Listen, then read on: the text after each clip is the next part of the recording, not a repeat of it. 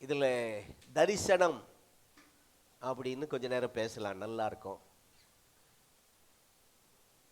அதற்கு காத்திரு அப்படின்னு அழகா பேசலாம். நிச்சயமாய் வரும் அப்படின்னு ஒரு பாயிண்ட்டும் பேசலாம்.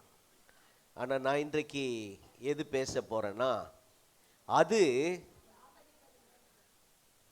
எங்க அது தாமதிப்பதில்லைன்னா இருக்கு, கீழே இருக்கா? சரி, அது பொய் சொல்லாது அப்படின்னு உங்களோட பேச போறேன். அது பொய் சொல்லாது. ஏன் இந்த வசன ஆண்டவர் எனக்கு ஞாபகப்படுத்தினா தெரில. 2 நாளைக்கு முன்னாடி ஒரு சம்பவம் நடந்திருக்கிறது. அது கேட்டப்போ ஆச்சரியப்பட்டேன். நம்முடைய ஆண்டவர் நம்மோடு சபையில் நம்மோடு இருக்கிறார் என்பதை உறுதிப்படுத்தினார். ஆண்டவர் நம்மோடு தான் இருக்கிறார். அருமையான கர்த்தருடைய பிள்ளைகளே, இந்த இடத்துல நான் வாசிக்கிறோம், ஆண்டவருடைய வார்த்தை ஒரு நாளும் பொய்யாய் போகாது. ஆண்டவருடைய வார்த்தை ஒரு நாளும் பொய் சொல்லாது. ஆண்டவர் கொடுத்த தரிசனம் ஒரு நாளும் பொய் சொல்லாது. அல்லேலூயா. கர்த்தர் வைத்திருக்கிற திட்டம் ஒருபோதும் பொய்த்து போகாது. இந்த வார்த்தை ஏன் நம்மால் சொல்ல முடிகிறது என்றால், நம்முடைய தேவன் அப்படிப்பட்டவர். என்ன சொன்னீங்க? ஆபகுக் 2:3. அது ஆண்டவருடைய வார்த்தை பொய் சொல்லாது.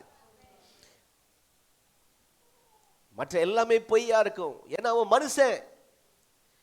பொய் சொல்ல தேவன் ஒரு மனுஷன் அல்ல. அப்பனா மனுஷன் நிச்சயமா என்ன செய்வான்? பொய் சொல்லுவான். ஆகவே அந்த கூட்டத்தை பெருசா நீங்க நினைக்காதீங்க. அவன் பெரிய ஊழியக்காரனா இருக்கட்டும், அவன் மனுஷன். அவன் பொய் சொல்வான், பொய்யா எழுதி கொண்டு போய் கொடுப்பான். ஆனால் பொய் சொல்ல தேவன் ஒரு மனிதன் அல்ல, மனம் மாறுகிற மனுபுத்திரனும் அல்ல. சொன்னதை செய்கிறவர், வசனித்ததை நிறைவேற்றுகிறவர். அல்லேலூயா. நான் அடிக்கடி சொல்வேன், நம்ம பையூர்ல இருந்து பொய்யூருக்கு வந்திருக்கிறோம், பொய்யூர்ல இருந்து மெய்யூருக்கு போக போறோம்.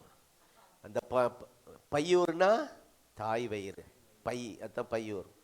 சேலம் பக்கம் ஈரோட தாண்டும் போதே ஒரு பையூர்னு ஒன்று வருது. இந்த சைடு திருநெல்வேலி பக்கம் ஒரு பையூர் பார்த்தேன். இந்த பையூர்ல இருந்து பொய்யூர். நீங்க எந்த ஊர்ல இருக்கீங்க? திருப்பூர் இல்லையா?